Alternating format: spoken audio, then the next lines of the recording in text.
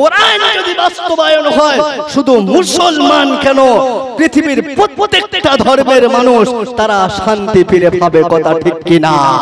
আমি যে কথা বলছিলাম, বিশ্বনবী সাল্লাল্লাহু আলাইহি ওয়াসাল্লামের একটা দ্বিতীয় দলিল হলো নবী হওয়ার দলিল, সেটা হলো তার তালিম এবং শিক্ষা।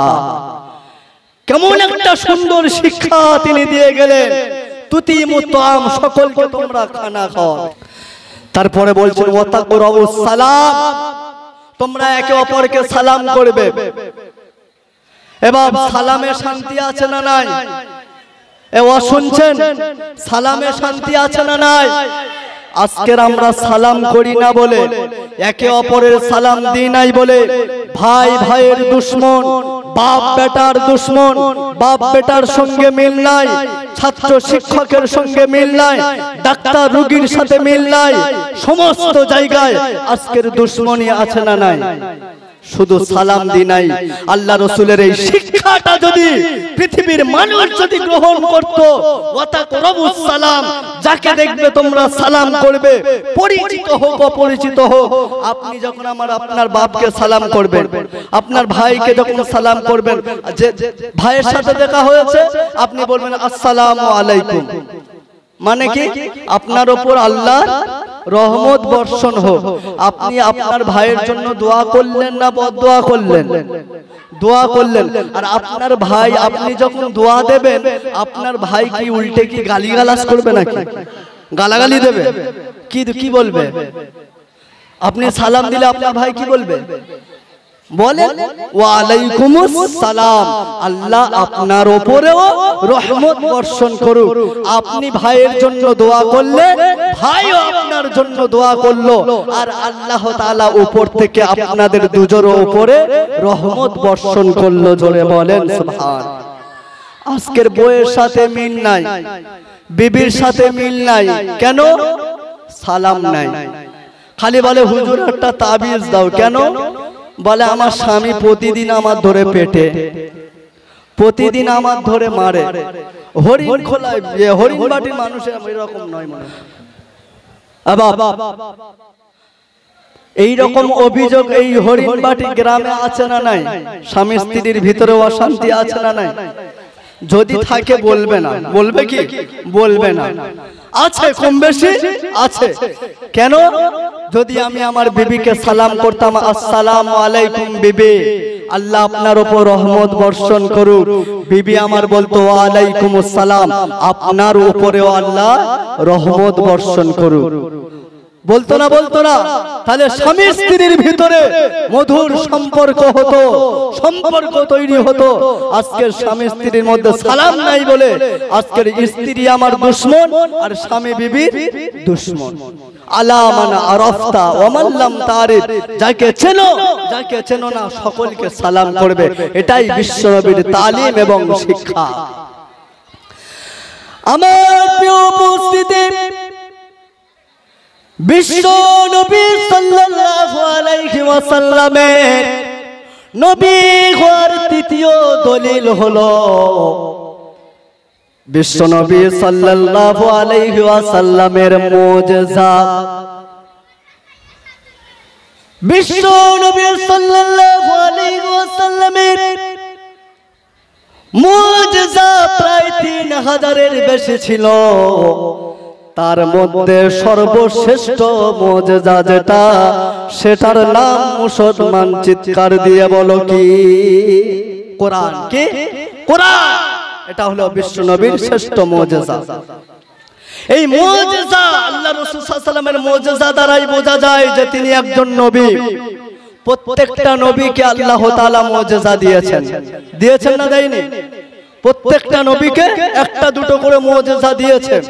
কিন্তু আমার নবীকে কটা দিয়েছে বাপ? নবীকে দিয়েছে কটা? 3000-এর থেকেও বেশি মুজিজা আল্লাহ তাআলা দিয়েছেন। কারণ ইনি তো শ্রেষ্ঠ নবী, ইনি শ্রেষ্ঠ নবী। আল্লাহ তাআলা বলে, নবী আমি তোমাকে শ্রেষ্ঠ নবী করেছি। শ্রেষ্ঠ উম্মত আদম থেকে নিয়ে তোমার উম্মত যত পৃথিবীতে মানুষ এসেছে, তার মধ্যে তোমাকেই শ্রেষ্ঠ উম্মত দিয়েছি। জোরে বলেন সুবহানাল্লাহ। কার উম্মত শ্রেষ্ঠ? এই হরিণবাটির মানুষেরা কার উম্মত? ঈসা আলাইহিস সালামের না মুসা আলাইহিস সালামের? কার উম্মত? নবী সাল্লাল্লাহু আলাইহি ওয়াসাল্লাম হযরত মুহাম্মদ সাল্লাল্লাহু আলাইহি ওয়াসাল্লাম উম্মত। আমরা হলাম নবীর উম্মত, আমরা শ্রেষ্ঠ। যদি বলো হুজুর কোরআন থেকে বলো আমরা শ্রেষ্ঠ, এই কথা আল্লাহ বলেছে? কোরআন থেকে বলো। আমার প্রিয় উপস্থিতি, আল্লাহ রাব্বুল আলামিন উম্মতদেরকে বলছে কুনতুম খায়রা উম্মাতিন উখরিজাত লিন-নাস তা'মুরুনা বিল মা'রুফি ওয়া তানহাউনা আনিল মুনকারি ওয়া তু'মিনুনা বিল্লাহ। জোরে বলেন আল্লাহু আকবার। আল্লাহ রাব্বুল আলামিন তিনি বলেন তোমরাই হলে শ্রেষ্ঠ উম্মত, তোমরাই হলে বেহতার উম্মত। উখরিজাত লিন-নাস, তোমাদেরকে পৃথিবীর জমিনে কেন পাঠিয়েছি জানো? পৃথিবীর জমিনে কেন পাঠিয়েছেন আমাদেরকে? বেকার পাঠাই নাই, খামাখাই পাঠাই নাই। মানুষ একবার জীবনকে নিয়ে চিন্তা করো, আল্লাহ তাআলা আমাদেরকে খামাখাই পাঠাই নাই। আল্লাহ রাব্বুল আলামিন বলেন তোমাদেরকে এই জন্যই পাঠিয়েছি তা'মুরুনা বিল মা'রুফি ওয়া তানহাউনা আনিল মুনকার। জোরে বলেন আল্লাহু আকবার। তোমাদেরকে পাঠানোর উদ্দেশ্য হলো সৎ কাজের আদেশ করবে তোমরা দুনিয়াতে গিয়ে, আর অসৎ কাজ থেকে মানুষকে বিরত রাখবে, এটাই তোমাদের কাজ। সৎ কাজের আদেশ করবে। আজকে আমরা সৎ কাজের আদেশও করি না। আমার বেটার 18 বছর বয়স, 18 বছর বয়সের ওই ছেলেটা, আমার যে ঘরে একটা 20 বছরের পাঁঠা আছে, একটা জওয়ান ছেলে আছে 20 বছর বয়স, একটাও ফজরের সিজদা দেয় না, একটাও যোহরের সিজদা দিল না, একটাও আসরের সিজদা দিল না। আমার ওই 20 বছরের যুবতী মেয়েটা একদিনও ফজরে ওঠে না, যোহরে একদিনও ওঠে নাই, আসরে একদিনও নামাজ পড়ে নাই, একটাও সিজদা দিল না, অথচ আমি আপনি চুপ করে দেখছি। এরকম আছে না নাই? আপনার ছেলেটা যে 18 বছর বয়স, 20 বছর বয়স, আপনার ছেলের নামাজের ফরজ হয়েছে না হয়নি? এই হরিণবাটির মানুষ জবাব দেন। আপনার ছেলের যদি 18 বছর বয়স হয়, আপনি দয়া করে বলুন আপনার ছেলের উপরে নামাজ ফরজ হয়েছে না হয়নি? হয়েছে? হয়েছে। তাহলে আপনি বলেন আপনার ছেলের নামাজ ফরজ হয়ে গিয়েছে, অথচ এখনো নামাজের ফরজ জানে না, নামাজের ওয়াজিবাত জানে না। এটা শেখাবে কে? কে শেখাবে বলেন? এই দায়িত্ব আপনার। এই দায়িত্ব কার? এই দায়িত্ব আপনার। আপনি বাপ, আপনি বাপ। কেমন করে বলেন আমি বাপ? বাপ বাপের মতো হতে হবে। খালি বলে হুজুর তাবিজ দাও, ছেলে প্রতিদিন পেটে, প্রত্যেকদিন ছেলে মারে, একটা তাবিজ দাও। এমন তাবিজ দেবে যেন অন্তত 1 মাস পরে যেন মারে। প্রতিদিন না মেরে অন্তত 1 মাস পরে, প্রতিদিন মার খেতে আর ভাল লাগে না। এরকম আছে না নাই? আপনাদের হরিণবাটির মানুষ সব ভালো, খুব আল্লাহওয়ালা, খুব আল্লাহওয়ালা মানুষ, খুব ভালো লোক। আমাদের এই কুলপির দিকের কথা বলছি, ওদিকে এমনও ছেলে আছে প্রতিদিন মারে। খালি বলতে হুজুর তাবিজ দাও, আগে হক আদায় করো। ছেলেকে দিন শেখালে না, ছেলেকে কোরআনের শিক্ষা দিলে না, কোরআনের তালিম দিলে না, তাহলে তোমার মতো বাপ তুমি মার খাবে না তো কে মার খাবে বলে? কে মার খাবে? আল্লাহ রাব্বুল আলামিন এটাই বলছেন, এটাই বলছেন। সেদিনে প্রত্যেকটা ছেলে, যে সমস্ত ছেলেরা আমাদের 18 বছর, 20 বছর, 25 বছর বয়স নামাজ পড়ে না, অথচ মারা গিয়েছে নামাজ না পড়ে, আল্লাহ নাই করুক যদি জাহান্নামে যায়, সর্বপ্রথম আল্লাহ রাব্বুল আলামিনের কাছে বলবে আল্লাহ আমি জাহান্নামে যাব, কিন্তু আমাদের বাপকে ডাকো, আমার পিতাকে ডাকো, তবে জাহান্নামে যাব। আমার মাতাকে ডাকো তবে জাহান্নামে যাব, অত সহজ নয়। আমার বাপ আমার দর্জির কাজ শিখিয়েছে, কাটিনের কাজ শিখিয়েছে, দুনিয়া শিখিয়েছে, স্কুল শিখিয়েছে। একদিন স্কুলে না গেলে মেরে পিঠে চামড়া লাল করে দিয়েছে, কিন্তু কোরআনের জন্য একদিনও মারে নাই, কোরআনের তালিম কোনোদিন দেয় নাই, নামাজের ফরজটা কোনোদিন শেখা নাই, কোনোদিন মসজিদে যাওয়ার জন্য বলে নাই। আগে তাদেরকে ডাকো। যদি বলো হুজুর কোরআন থেকে দলিল দাও, মুখে বললে মানবো না। কোরআনে আছে যে যারা জাহান্নামে যাবে তারা তাদের পিতাদেরকে ডাকবে, দলিল দাও কোরআন। আমার প্রিয় উপস্থিতি, যে সমস্ত গার্জেন আছে তোমাদেরকে বলে যায়, যাদের ছেলেদের বয়স এমনি করে 18, 20, 22, 25 হয়ে গেছে, নামাজ ফরজ হয়ে গিয়েছে, এক ওয়াক্ত নামাজ পড়ে না, আল্লাহ রাব্বুল আলামিন বলেন রব্বানা আরিনাল লাযাইনি আযাল্লানা মিনাল জিন্নি ওয়াল ইনসি নাজআলহুমা তাহাতা আকদামিনা লিয়াকুনা মিনাল আসফালিন। জোরে বলেন আল্লাহু আকবার। আল্লাহ রাব্বুল আলামিন বলেন সেদিনে জাহান্নামীরা বলবে রব্বানা, হে আমাদের রব, হে আমাদের প্রতিপালক, হে আমাদের মালিক, আযাল্লানা মিনাল জিন্নি ওয়াল ইনসি নাজআলহুমা তাহতা আকদামিনা, তাদেরকে আগে ডাকো, তাদের বুকের ওপর মারিয়ে তাদের পায়ের তলে আমরা দিয়ে তারপরে আমরা জাহান্নামায় যাব। বুক ঢিপ ঢিপ করছে না এ বাপ? হ্যাঁ, যাদের ছেলেরা নামাজ পড়ে না, বুক ঢিপ ঢিপ করছে না? আপনার 18 বছর বয়সের ছেলেটা ফজরে ওঠে না, আপনার বাড়ি ঘুমায়, আপনার খায়, আপনার বাড়িতে থাকে, আপনি তুলবে না তো কে তুলবে? আমি দেলোয়ার হোসেনকে তুলতে যাব? কে তুলবে বলেন? আপনার দায়িত্ব। আজ থেকে সজাগ হয়ে যান, আজ থেকে হুঁশিয়ার হয়ে যান। আল্লাহ রাব্বুল আলামিন শুধু নিজে নামাজ পড়লে হবে না, নিজে নামাজ পড়লাম আর জান্নাতে চলে গেলাম, জান্নাত মামার বাড়ি নয়, গেলে সঙ্গে সঙ্গে মামারা আবদার করবে না, এরকম ব্যাপার নয়। কোরআনের হক গুলো আদায় করতে হবে। নিজে পড়লে হবে না। যদি বলো হুজুর নিজে পড়লে হবে না, কোরআন থেকে দলিল দাও তবে মানবো, তা না হলে মানবো না। কারণ আমরা হরিণবাটির মানুষ, পাশে আমাদের মাদ্রাসা, সব সময় কোরআনের আওয়াজ শুনছি। এবার শুনছেন না? শুনছে না? কোরআনের আওয়াজ সব সময় শুনছি। তুমি এখানে তোমার কথা বলে যাবে, কোরআন বলবে না, আমরা মানবো না। মাদ্রাসার পাশের লোক হাফেজ সাহেব তলবে ইলম ভর্তি, কোরআন থেকে দলিল দাও। আমরা কালকে দেখব যে আমরা নিজেরা শুধু নামাজ পড়লে জান্নাতে যাব না, এটা কিভাবে সম্ভব? আল্লাহ তাআলা বলছেন কোরআন। আমার প্রিয় উপস্থিতি, গভীর মনোযোগ দিয়ে শুনো। আল্লাহ রাব্বুল আলামিন বলেন ইয়া আইয়ুহাল্লাযীনা আমানু উ আনফুসাকুম ওয়া আহলিকুম নার। জোরে বলেন আল্লাহু আকবার। আল্লাহ রাব্বুল আলামিন বলেন তোমরা যারা ঈমানের দাবি করো, বড় বড় ঈমানদার মনে করো যে আমি ঈমানওয়ালা, আমি একজন ঈমানওয়ালা, যদি ঈমানদারের দাবি করো তোমাদেরকেই বলছি। আর যদি বেঈমানের দাবি করো তোমাদেরকে বলি নাই।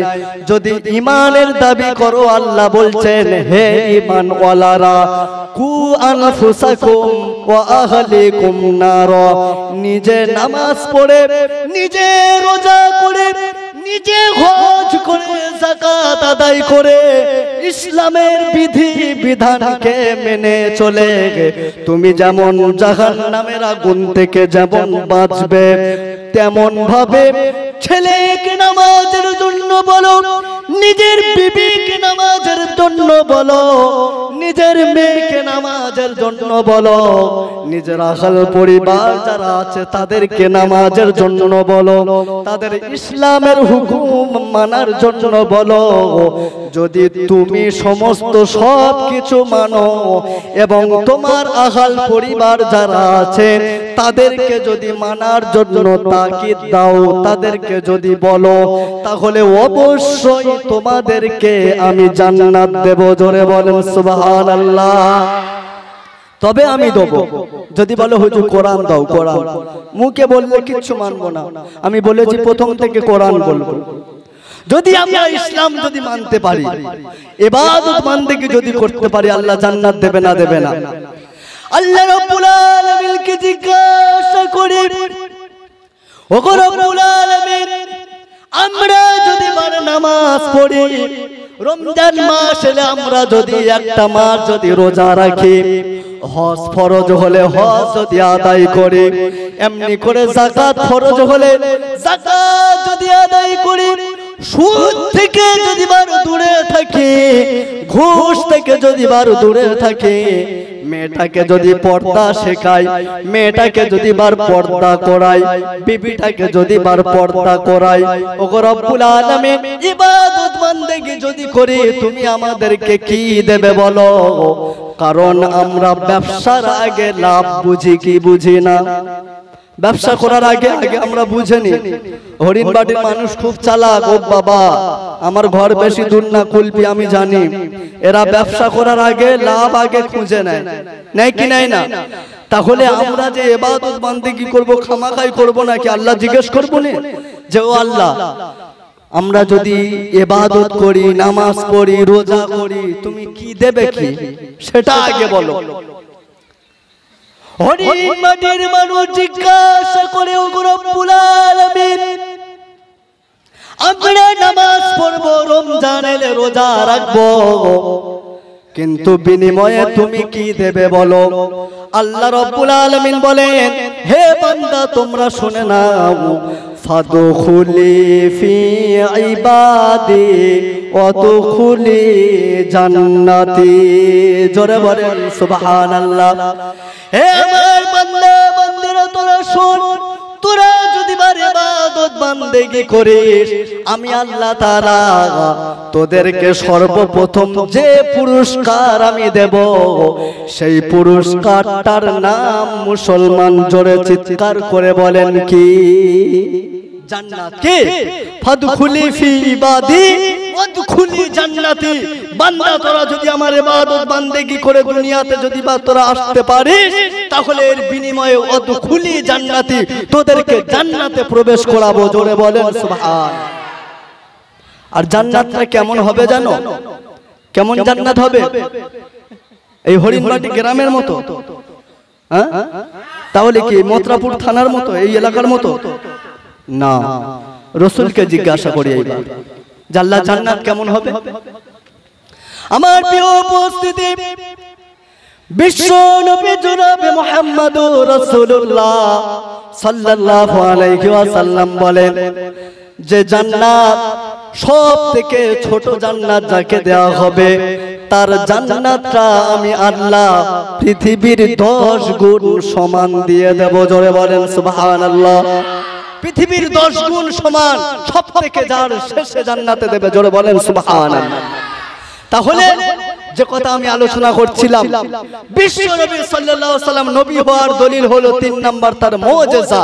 আল্লাহ তাআলা এই কোরআন নামক শ্রেষ্ঠ মুজিজা তাকে দান করেছেন। প্রত্যেকটা নবীকে মুজিজা দিয়েছেন।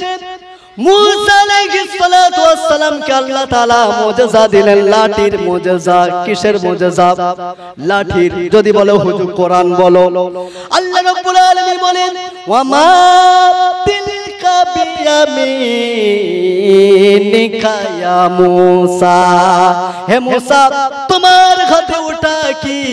মুসা সালাম বললেন, ক্বালা হিয়া আসাই, আমার হাতে এটা একটা লাঠি। আল্লাহ রাব্বুল আলামিন মুসাকে ডাক দিয়ে বলছে, ওটা তো লাঠি, কিন্তু লাঠির অনেক পাওয়ার, লাঠির অনেক ক্ষমতা আছে, লাঠিকে তুমি ফেলে দাও। যখন লাঠিকে ফেলে দেওয়া হলো সঙ্গে সঙ্গে হিয়া হাইয়াতুন তাসা বিশাল বড় সাপে পরিণত হয়ে গেল। জোরে বলেন সুবহানাল্লাহ। এটা ছিল মূসা আলাইহিস সালাতু ওয়াস সালামের মুজিজা। মূসা আলাইহিস সালাতু ওয়াস সালাম চলে গেলেন, তার অনুসারীরা আজ পর্যন্ত পৃথিবীর কোন মানুষেরা লাঠি দিয়া সাপ করতে পেরেছে? সাপ করতে পারে নাই। নবী চলে গেছে, মুজিজা নিয়ে চলে গেছে। এমনি করে শুধু তাই নয়, হযরত সুলাইমান আলাইহিস সালাতু ওয়াস সালামকে যে মুজিজা আল্লাহ রাব্বুল আলামিন দিলেন, হযরত সুলাইমান আলাইহিস সালাতু ওয়াস সালামের কথা কুরআন মাজিদের মধ্যে এসেছে। আল্লাহ রাব্বুল আলামিন বলেছেন, আমার নবী সুলাইমান যখন তিনি কোন তক্তার উপরে বসে যেত, সকালে বসতো তক্তার উপরে, বিনা তেলে, বিনা ইঞ্জিনে, বিনা মেশিনে 1 মাস পথ অতিক্রম করত। আবার সন্ধ্যায় তক্তার উপরে বসে যেত, আবার 1 মাস পথ অতিক্রম করত। জোরে বলেন সুবহানাল্লাহ। এটা ছিল নবী সুলাইমান আলাইহিস সালাতু ওয়াস সালামের মুজিজা। আজও পর্যন্ত পৃথিবীর কোন মানুষ বিনা ইঞ্জিনে, বিনা মেশিনে, বিনা তেলে কেউ তক্তার উপরে উঠে কেউ 1 মাস কি জন্য 1 মিনিট উঠতে পেরেছে? পেরেছে? পারে না। নবী চলে গেছে, মুজিজা নিয়ে চলে গেছে। আমার প্রিয় উপস্থিতি, আমি শোনাচ্ছিলাম বিশ্ব নবী সাল্লাল্লাহু আলাইহি ওয়াসাল্লামের নবী হওয়ার যে 3 নাম্বার দলিল, তার মধ্যে 3 নাম্বার হলো মুজিজা। আমার প্রিয় উপস্থিতি, হযরত ঈসা আলাইহিস সালাতু ওয়াস সালাম কেউ মুজিজা দিয়েছেন। ঈসা আলাইহিস সালাতু ওয়াস সালাম অন্ধ মানুষের চোখে হাত যখন দিতেন, সঙ্গে সঙ্গে চক্ষু ভালো হয়ে যাইত। কুষ্ঠ রোগীর গায়ে যখন হাত বুলাতো, কোন ডাক্তারের কাছে যেতে হতো না, কোন মেডিকেলে যেতে হতো না, কোন জায়গায় যেতে হতো না, কোন ঔষধ খাওয়া লাগতো না। কুষ্ঠ রোগীর গায়ে যখন হযরত ঈসা আলাইহিস সালাতু ওয়াস সালাম গায়ে হাত বুলিয়ে দিতেন, সঙ্গে সঙ্গে ভালো হয়ে যেত। এটা ছিল ঈসা আলাইহিস সালাতু ওয়াস সালামের মুজিজা। দাউদ আলাইহিস সালাতু ওয়াস সালামের ও মুজিজা দিয়েছেন। দাউদ আলাইহিস সালামের মুজিজা কি দিয়েছেন এবার শুনছেন তো? হযরত দাউদ আলাইহিস সালাতু ওয়াস সালামের মুজিজা আল্লাহ রাব্বুল আলামিন তানার কণ্ঠর স্বর এত সুন্দর দিয়েছিলেন, তিনি যখন জাবুর শরীফ যখন তেলাওয়াত করতেন, আসমান থেকে উড়ন্ত পাখি এসে বসে পড়তো, জাবুর শরীফ তেলাওয়াত শুনতেন। আমার প্রিয় উপস্থিতি, বিশ্ব নবী জনাবে মুহাম্মদুর রাসূলুল্লাহ সাল্লাল্লাহু তাআলা আলাইহি ওয়াসাল্লামকেও আল্লাহ পাক রব্বুল আলামিন তিনি মুজিজা দিয়েছেন না দেয় নাই? আমি যে কথা বলছিলাম, আল্লাহ রাসূল সাল্লাল্লাহু আলাইহি ওয়াসাল্লাম নবী হওয়ার 3 নাম্বার দলিল হলো তানার মুজিজা। আল্লাহ রাব্বুল আলামিন বিশ্ব নবীকেও মুজিজা দিয়েছিলেন। আমার প্রিয় উপস্থিতি, গভীর মনোযোগ দিয়ে শুনো। আল্লাহ রাব্বুল আলামিন বিশ্ব নবী সাল্লাল্লাহু আলাইহি ওয়াসাল্লামকেও মুজিজা দিয়েছেন। তার মধ্যে একটা মুজিজার কথা শোনাই। একদিন আবু জেহেল এসে বিশ্ব নবী সাল্লাল্লাহু আলাইহি ওয়াসাল্লামের সামনে এলেন, হাতের মধ্যে কাকর আর পাথর নিয়ে এসে বিশ্ব নবীকে ডাক দিয়ে বলেন, ইয়া রাসূলুল্লাহ, ইয়া হাবিবাল্লাহ, হে মুহাম্মদ, হে মুহাম্মদ, বলো বলো আমার হাতের মধ্যে কি আছে বলো। যদি তুমি বলতে পারো তাহলে তোমাকে আমি নবী বলে তোমাকে মেনে নেব।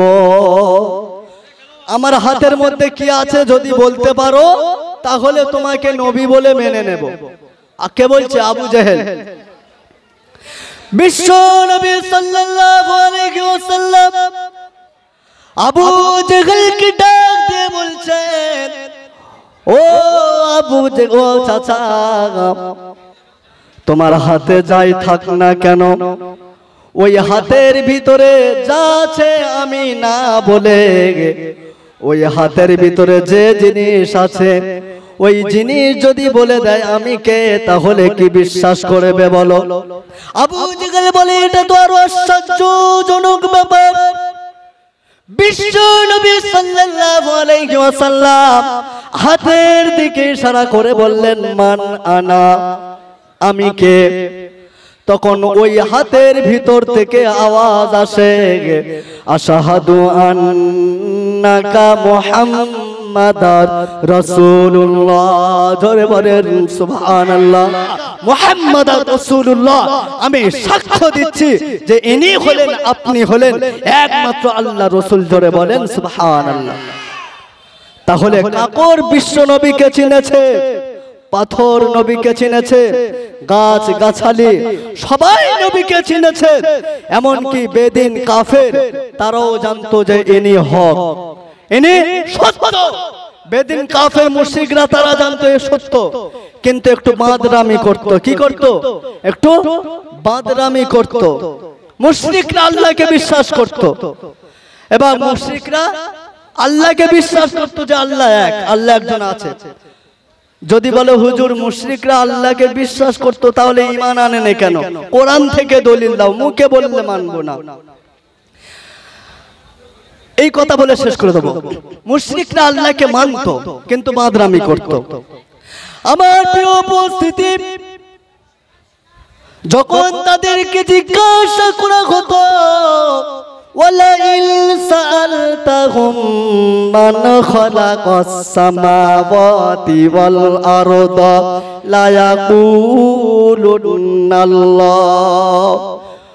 মক্কার মুশরিকদের যখন জিজ্ঞাসা করা হতো বিশাল আসমান জমিনের একমাত্র মালিককে, বলো বলো হে মুশরিকরা, ওই সমস্ত মুশরিকরা কোন দেব দেবীর নাম বলতো না, কোন দেব দেবীর নাম বলতো না। আসমান জমিনের মালিক যখন কে জিজ্ঞাসা করা হতো, তারা এক বাক্যে বলতো লা ইয়াকুলুনাল্লাহ। এই বিশাল আসমান এবং জমিনের মালিক হলেন যিনি, তিনি হলেন কে? তিনি হলেন একমাত্র আল্লাহ। আবার যখন জিজ্ঞাসা করা হতো ওয়ালাইন সাআলতাহুম মান নাযালা মিনাস সামাই মাআন ফাআহইয়া বিহিল আরদা বাদা মাউতিহা লা ইয়াকুলুনাল্লাহ।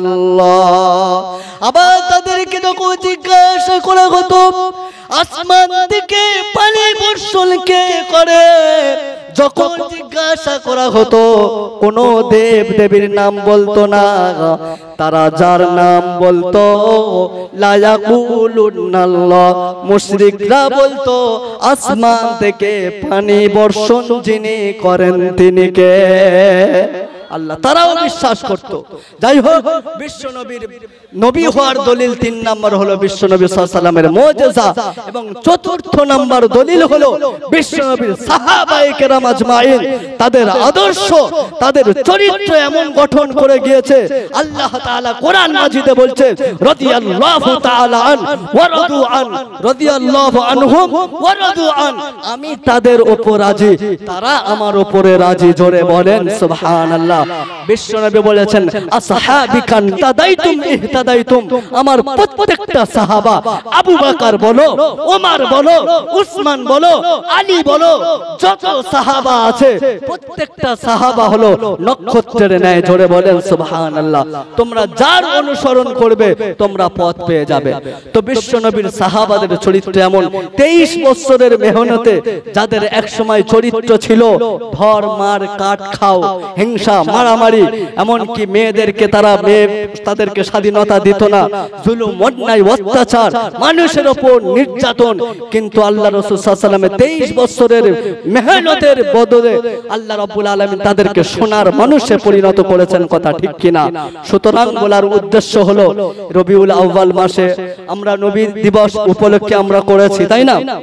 তো তো আমরা নবীর আখলাক আদর্শ চরিত্রকে আমরা ফলো করব, তার জীবনে নিয়ে আমরা চর্চা করব, তার সুন্নতকে আমরা আঁকড়ে ধরব। নবীকে ভালোবাসি, প্রত্যেক বছর জলসা দেব কিন্তু মেসওয়াক করব না, প্রতি বছর জলসা দেব নামাজ পড়ব না, এগুলো বেকার, এগুলো খামাখাই বেকার, কোনো লাভ নাই, কোনো লাভ নাই। যদি এখনো পর্যন্ত 64 বছর বয়স দাদু, 80 বছর বয়স হয়ে গেছে, মাল জীবনে একবারও মেসওয়াক করেন, এরকম আছে না নাই? একবারও মেসওয়াক করলো না, তাহলে আপনি বলেন দাদু, যে দাদুটার 80 বছর বয়স হয়ে গেছে, আপনি কখন মেসওয়াক করবেন? বলে কবরে গিয়ে মেসওয়াক কখন করবেন? মেসওয়াক করবেন, সুন্নতকে পালন করবেন, রাসূলের আদর্শকে গ্রহণ করবেন। আল্লাহ তাআলা আমাদের সকলকে যা কিছু শোনালেন আমার এবং আপনাদের সকলকে আমল করার তৌফিক দান করুক।